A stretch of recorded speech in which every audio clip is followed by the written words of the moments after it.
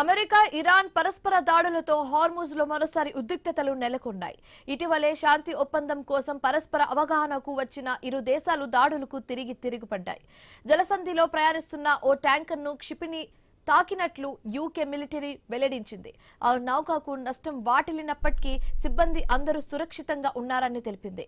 America ఇరాన్లు శాంతి ఒప్పందంపై సంతకాలు చేయడంతో హార్ముజ్ లో ఇటీవల నౌకాయానం తిరిగి ప్రారంభమైంది. కొన్ని నెలలుగా అక్కడే నిలిచిపోయిన అనేక వాణిజ్య నౌకలు తమ ప్రయాణాన్ని మళ్లీ మొదలుపెట్టాయి. ఈ క్రమంలోనే కాల్పుల విరమణ ఒప్పందాన్ని ఉల్లంఘిస్తూ అమెరికా ఇరాన్లు దాడులను మొదలుపెట్టాయి. డ్రోన్లు, క్షిపణి దాడులతో జలసంధిలో మరోసారి ఉద్రిక్త పరిస్థితులు నెలకొన్నాయి.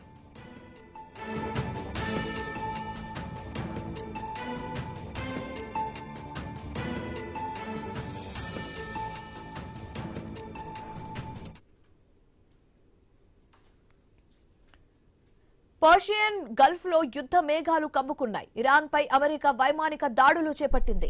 ఇరాన్ సైనిక స్థావరాలపై క్షిపణి, డ్రోన్ల నిలువనున్న ప్రాంతాలపై బాంబుల వర్షం కురిపించింది. అవగాహన ఒప్పందానికి తూట్లు పొడుస్తూ హార్ముజ్ లో ఇరాన్ దాడి చేపట్టడంతో తాము ప్రతిదాడి చేశామని అమెరికా తెలిపింది. ప్రతిగా గల్ఫ్ దేశాల్లోని అమెరికా సైనిక స్థావరాలపై డ్రోన్, క్షిపణి దాడులు చేసినట్లుగా ఇరాన్ రెవల్యూషనరీ గార్డ్ కోర్ పేర్కొంది. బహ్రెయిన్ పై డ్రోన్లతో దాడి చేసింది.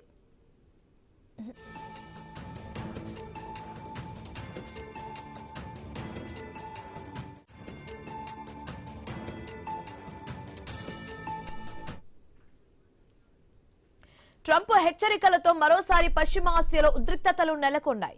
ఇరాన్ ను ట్రంప్ మరోసారి తీవ్రంగా హెచ్చరించారు. ఇరాన్ మ్యాప్ లేకుండా చేస్తామని చెప్పారు. ఇరాన్ కోలుకోకుండా వారిపై డెత్, ఫైర్, ఫ్యూరీ కురిపిస్తామని చెప్పారు. హార్ముజ్ మూసివేయడానికి ప్రయత్నిస్తే సహించేది లేదని తేల్చి చెప్పేశారు.